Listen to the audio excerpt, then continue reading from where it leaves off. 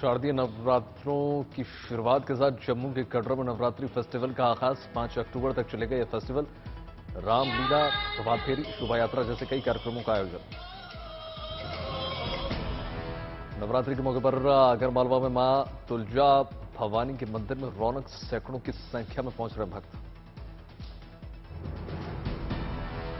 रांची के प्राचीन राम मंदिर में 351 कुंवारी कन्याएं कर रही हैं रामायण का पाठ। 1970 से चली आ रही है परंपरा।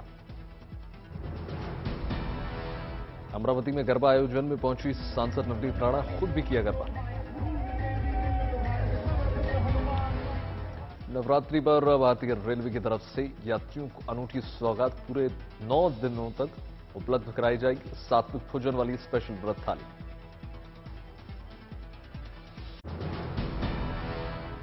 वैष्णो देवी में शतचंडी महायज्ञ की शुरुआत, मंत्रोच्चार से गूंजा माता का दरबार, श्रद्धालुओं की भीड़।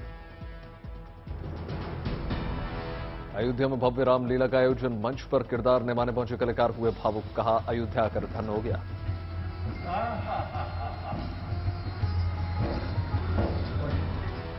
ग्वालियर में मांड्रे माता मंदिर में नवरात्रि उत्सव का माहौल, श्रद्धालुओं ने की पूजा अर्चना, चढ़ाया प्रसाद। मिर्जापुर में मां विंध्यवासिनी के दरबार में पहुंचे श्रद्धालु, नवरात्र में पूजा के लिए पहुंच रहे श्रद्धालु।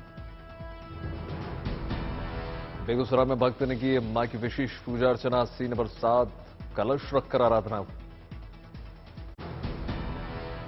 कोलकाता में मोहम्मद अली पार्क में दुर्गा उत्सव के पूरे हुए 54 साल शीश महल की थीम पर बनाया जा रहा है मां दुर्गा का पंडाल। दुर्गा पूजा के दौरान कोलकाता में उतरेंगे पंडालों की रौनक, सिक्कों की थीम पर बना है एक पंडाल। आजादी के अमृत महोत्सव के तहत इस पंडाल में दर्शाए गए हैं 1947 से लेकर अब तक के सभी सिक्के। असम के बोंगाइंग गांव में अयोध्या वाले राम मंदिर के दर्शन, दुर्गा मां योग स्वरूप में देंगी भक्तों को आशीर्वाद। ओडिशा में मां दुर्गा का विशेष पंडाल बनाने की तैयारी तेज, सोने चांदी से बनाई जा रही है मां की झांकी। कालाहांडी में दुर्गा उत्सव की धूम, नवरात्रि के मौके पर कलश स्थापना में श्रद्धालुओं को देखा उत्साह। राजस्थान के सियासी संकट पर कांग्रेस के पर्यवेक्षकों ने सोनिया गांधी को सौंपी रिपोर्ट। 9 पन्नों की रिपोर्ट में तकनीकी तौर पर अशोक गहलोत को क्लीन चिट। रिपोर्ट में पैरेलल बैठक करने वालों के खिलाफ अनुशासनात्मक कार्रवाई करने की अनुशंसा, हाईकमान कर सकता है कार्रवाई। सूत्रों के मुताबिक रिपोर्ट में मंत्री शांति धारीवाल, मंत्री खाचरियावास, कांग्रेस नेता धर्मेंद्र राठौर पर हो सकती है कार्रवाई। सूत्रों के मुताबिक पर्यवेक्षकों ने अपनी रिपोर्ट में और भी कई नेताओं के नाम लिखे हैं जिन पर कार्रवाई हो सकती है। 9 पन्ने की रिपोर्ट में पर्यवेक्षकों ने सिलसिलेवार ढंग से पूरी घटनाक्रम को जिक्र किया है, बताया है कब किसने क्या किया। राजस्थान कांग्रेस में छिड़े घमासान के बीच दिल्ली पहुंचे सचिन पायलट। राजस्थान के विधायक सचिन पायलट को सीएम बनाने का कर रहे थे विरोध। राजस्थान संकट पर एक्शन में कांग्रेस, महेश जोशी, धर्मेंद्र राठौर, शांति धारीवाल को दिया कारण बताओ नोटिस। अशोक गहलोत ने फोन पर की सोनिया गांधी से बातचीत, बोले मैं कभी हाईकमान को चैलेंज नहीं करूंगा। कांग्रेस के निर्वाचन अधिकारी मधुसूदन मिस्त्री का बड़ा बयान, कहा अशोक गहलोत नामांकन करेंगे या नहीं इसकी जानकारी नहीं।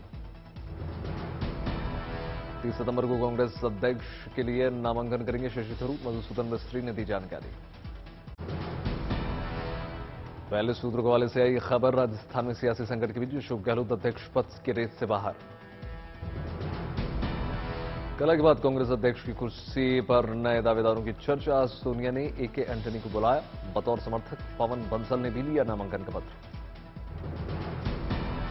कांग्रेस अध्यक्ष पद के दावेदारों में केसी वेणुगोपाल, मुकुल वासनिक, मल्लिकार्जुन खड़गे और दिग्विजय सिंह का नाम भी सामने आया। वेणुगोपाल और कुछ वरिष्ठ नेताओं से राहुल गांधी ने किया था राजस्थान पर मंथन। केरल से दिल्ली पहुंचे वेणुगोपाल ने भी सोनिया से मुलाकात की। गहलोत गुट ने दिया था बयान, हम सोनिया के सिपाही हैं लेकिन मंजूर नहीं गद्दार पुरस्कार। दिल्ली की विवादित शराब नीति मामले में पहली गिरफ्तारी। सीबीआई ने इवेंट मीडिया कंपनी के पूर्व सीईओ विजय नायर को किया गिरफ्तार। विजयनगर की गिरफ्तारी पर बीजेपी ने ली चुटकी, कहा बहुत जल्द सिसोदिया केजरीवाल की तमन्ना पूरी होगी। पंजाब की आम आदमी पार्टी सरकार पर बीजेपी का मॉक असेंबली वॉर। चंडीगढ़ में सिनेमा हॉल के बाहर मॉक असेंबली के आयोजन में फतेहगंज भाजपा अनिल असरी, राजकुमार विरका और सुनील जाखड़ शामिल। अकाली दल ने भी पंजाब में विधानसभा में बाहर प्रदर्शन किया। पुलिस ने प्रदर्शनकारियों को हिरासत में लिया। मुख्यमंत्री नीतीश कुमार ने दिल्ली दौरे को लेकर चिराग पासवान से साधा निशाना, कहा 4 सीएम से मिले लेने भर से कोई प्रधानमंत्री नहीं बन जाता।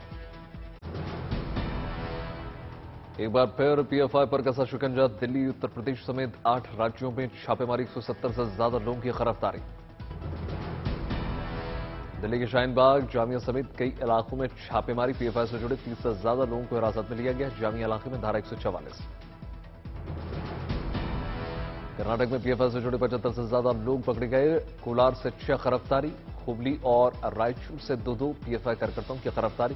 कलबुर्गी से पीएफआई का मीडिया कोऑर्डिनेटर अरेस्ट। कर्नाटक के बीदर से पीएफआई का जिला अध्यक्ष अब्दुल करीम और एसडीपीएस सेक्रेटरी मुश्ताक भी अरेस्ट। पुणे में पीएफआई समर्थन की 6 लोगों की हिरासत में लिया गया। पाकिस्तान के समर्थन की नारेबाजी का आरोप।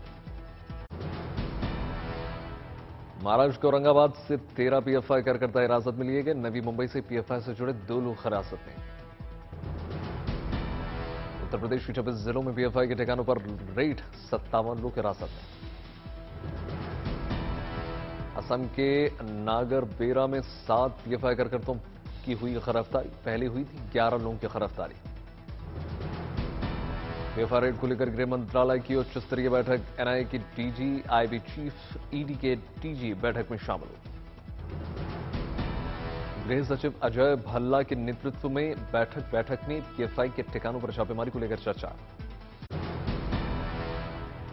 टोक्यो में प्रधानमंत्री मोदी पूर्व प्रधानमंत्री शिंजो आबे के अंतिम संस्कार कार्यक्रम में हुए शामिल होने के बाद लौटे भारत। शिंजो आबे की पत्नी से भी की मुलाकात, व्यक्त किया शोक। 8 जुलाई 2022 को हुई थी शिंजो आबे की हत्या। अंतिम संस्कार में 20 से ज्यादा देशों के प्रमुख शामिल। प्रधानमंत्री मोदी ने जापान के प्रधानमंत्री किशिदा से की द्विपक्षीय वार्ता। प्रधानमंत्री मोदी देखे भावुक, कहा सोचा नहीं था ऐसी घड़ी में आना पड़ेगा। द्विपक्षीय बैठक के दौरान प्रधानमंत्री मोदी और फूमियो किशिदा के बीच दोनों देशों के संबंधों को और मजबूत करने पर चर्चा। प्रधानमंत्री मोदी गुजरात के सूरत में 29 सितंबर को करेंगे लिंबायत इलाके में रोड शो। बाद में रैली को भी करेंगे संबोधित। आपराधिक छवि वाले उम्मीदवारों को लेकर चुनाव आयोग का फैसला। अब अखबारों में छपाना होगा अपने क्राइम रिकॉर्ड का लेखा जोखा। सुप्रीम कोर्ट से शिवसेना के उद्धव खेमे को बड़ा झटका। कोर्ट ने असली शिवसेना तय करने वाले निर्वाचन आयोग की प्रक्रिया पर रोक लगाने से कर दिया इनकार। सूत्रों के मुताबिक फैसले के बाद शिंदे कोर्ट ने लिखी ईसी को चिट्ठी, जल्द फैसले की उम्मीद। दिल्ली में बीजेपी मुख्यालय में पार्टी अध्यक्ष जेपी नड्डा ने बुलाई अहम बैठक। बीजेपी के सभी राज्य प्रभारियों ने हिस्सा लिया।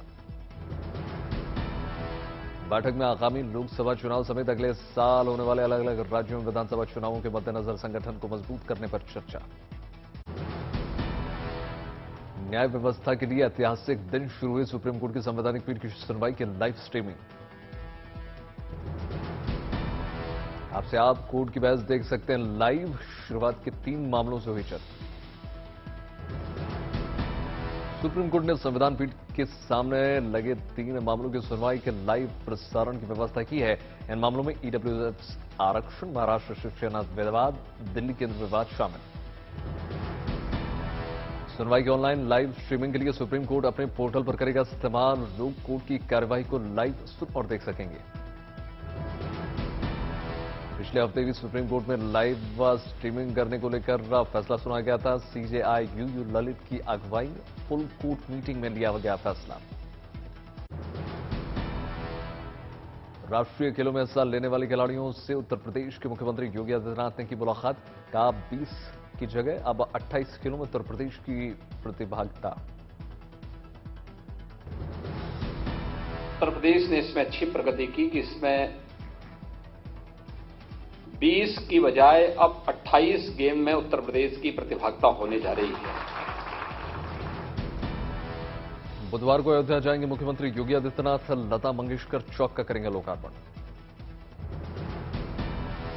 योगी ने महंत वैद्यनाथ ऑडिटोरियम का किया उद्घाटन। दिव्यांगों से मिली ट्राई साइकिल की सौगात दी। मुख्यमंत्री ने होनहार छात्रों से की मुलाकात। शिक्षा के लिए किया प्रोत्साहित। एक नन्ही बच्ची को गोद में लेकर दुलारा। भारतीय सेना की ताकत में बढ़ोतरी। डीआरडीओ ने छोटी रेंज के एयर डिफेंस सिस्टम मिसाइल का किया सफल परीक्षण। ओडिशा के चांदीपुर में 2 बार हुआ कम दूरी पर मार करने वाली एयर डिफेंस सिस्टम मिसाइल का सफल परीक्षण। असम के गुवाहाटी में देखा वायुसेना का रुख अंदाज। वायुसेना की सूर्यकिरण एरोबेटिक टीम ने दिखाया हैरतअंगेज करतब। आत्मनिर्भर भारत के नाम एक और बड़ी उपलब्धि। भारत ने पहली बार किया खास एवी गैस 100 LL एविएशन फ्यूल का उत्पादन। जम्मू कश्मीर के कुलगाम में सुरक्षा बलों का आतंक पर प्रहार जारी। आतंकियों के साथ मुठभेड़ में 2 दहशतगर्द ढेर, कई हथियार बरामद। हिमाचल की मंडी में मुख्यमंत्री जयराम ठाकुर ने सूबे के पहले केबल स्टैंड पुल की दी सौगात। 25 करोड़ की लागत से बना हुआ है। नोएडा के ग्रैंड ओमेक्स सोसाइटी में फिर से बवाल। पेड़ लगाने सोसाइटी पहुंचे त्यागी समाज के लोग। पुलिस ने समझाकर भेजा वापस। दिल्ली जल बोर्ड ने दक्षिणी दिल्ली में सैकड़ों झुग्गियों का काटा कनेक्शन। विरोध में महिलाओं ने रिंग रोड पर लगाया जाम। कानपुर में पिटबुल नस्ल के कुत्ते पालने पर नगर निगम ने लगा दी रोक। मेयर प्रमिला पांडे ने किया ऐलान। कानपुर में मेयर के खिलाफ कुत्तों के मालिकों का प्रदर्शन। बोले जिंदगी का अहम हिस्सा है, नहीं कर सकते बैन। ठाणे में 5 दिनों से लापता 3 नाबालिग भाई बहन रेलवे स्टेशन पर मिले। पुलिस ने किया परिवार पर हमला। हरियाणा के फरीदाबाद में शराब माफियाओं के खिलाफ पुलिस की बड़ी कार्रवाई। नशे के सौदागरों के 25 ठिकानों पर चला बुलडोजर। अमरोहा में फर्जी आयुष्मान कार्ड बनाने वाले गिरोह का भांडाफोड़। एक महिला और डॉक्टर के खिलाफ कानूनी कार्रवाई।